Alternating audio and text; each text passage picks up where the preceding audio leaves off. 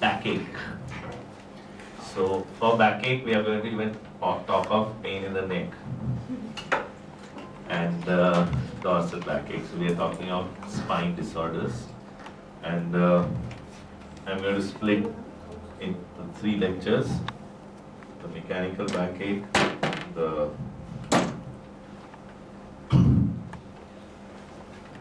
inflammatory backache, and the miscellaneous things which would take into account infection, metabolic bone disorders, osteoporosis, postural pains, etc.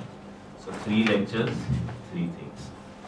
Today we are looking at mechanical backache, but understand this, like all others in medicine. Backache, everything relies, not everything, but huge things rely on the history taking of backache. In orthopedics, everything is on history, but nothing more like backache. Backache really has a huge reliance on the way the pain has behaved. That history taking is going to be very important.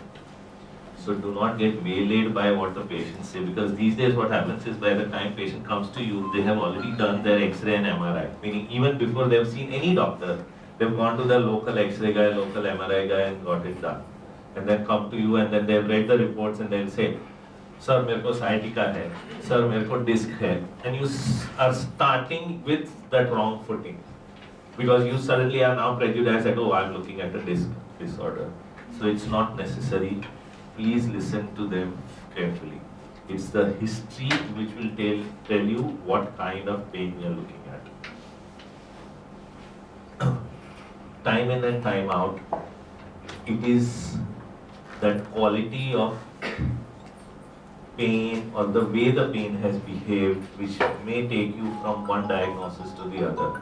And as I always say, it is the travel which is important. You may be wrong in the diagnosis initially, but if you have traveled correctly, it would be great.